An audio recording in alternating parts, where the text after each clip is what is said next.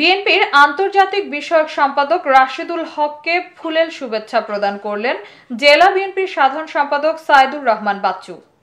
সিরাজগঞ্জ জেলা প্রতিনিধি মোহাম্মদ শাকিল হোসেনের প্রতিবেদনে বিস্তারিত। সাথে আছে আমি রাজিয়া সুলতান। আপনারা দেখছেন I1 টিভি।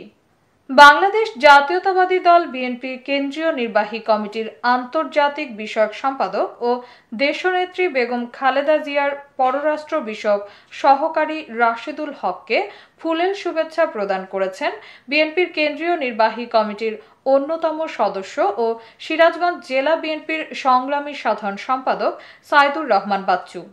শনিবার 25 অক্টোবর 2025 সকাল 11টার দিকে সিরাজগঞ্জ রোডস্থ ন্যাশনাল ফুড রেস্টুরেন্টে এই শুভেচ্ছা প্রদান অনুষ্ঠান অনুষ্ঠিত হয়।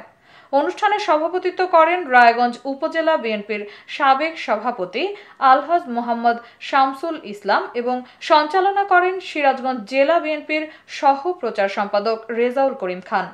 অনুষ্ঠানে প্রধান অতিথি হিসেবে বক্তব্য রাখেন বিএনপির কেন্দ্রীয় নির্বাহী কমিটির আন্তর্জাতিক বিষয়ক সম্পাদক দেশনেত্রী বেগম খালেদা জিয়ার পররাষ্ট্র বিষয়ক সহকারী রাশেদুল হক। তিনি বলেন, অভ্যুত্থান পরবর্তী বাংলাদেশে দেশ ও জনগণের স্বার্থকে সর্বাগ্রে প্রাধান্য দিয়ে গণতান্ত্রিক উত্তরণের পথে সকল ষড়যন্ত্র মোকাবিলা করে ঐক্যবদ্ধভাবে এগিয়ে যেতে হবে।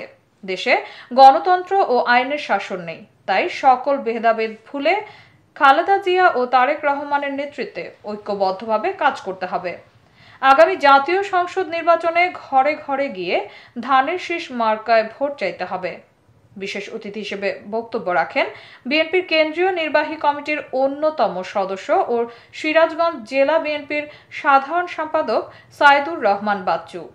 ইঞ্জিনিয়ার মোহাম্মদ কামাল হোসেন অস্ট্রেলিয়া বিএনপির সহ সভাপতি, ওয়েস্টার্ন অস্ট্রেলিয়া বিএনপির আহ্বায়ক ও সিরাজগঞ্জ জেলা বিএনপির উপদেষ্টা, সিরাজগঞ্জ জেলা বিএনপির সদস্য রাহিদ মান্নান লেলিন, জেলা বিএনপির উপদেষ্টা আমিনুল বাড়ি তালুকদার, রায়গঞ্জ উপজেলা বিএনপির সাবেক সহ সভাপতি খায়রুল ইসলাম মাস্টার, তারাস উপজেলা বিএনপির সাবেক সাধারণ সম্পাদক অধ্যাপক আমিনুর রহমান টুটুল এবং রায়গঞ্জ উপজেলা বিএনপির সাবেক সাংগঠনিক সম্পাদক আব্দুল কুদ্দুস মণ্ডল প্রমুখ।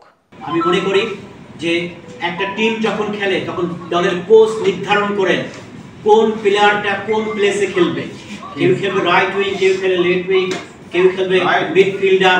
সেই জায়গায় আমি জানি তারেক রহমান একজন চৌকস রাজনীতিবিদ, তিনি জানেন এই অঞ্চলে কাকে নমিনেশন দিলে দল সাফল্য অর্জিত। এতক্ষণ সঙ্গে থাকার জন্য ধন্যবাদ। I1 টিভি নিয়মিত আপডেট পেতে ভিজিট করুন আমাদের ওয়েবসাইট, ফেসবুক, ইনস্টাগ্রাম ও ইউটিউব চ্যানেলে।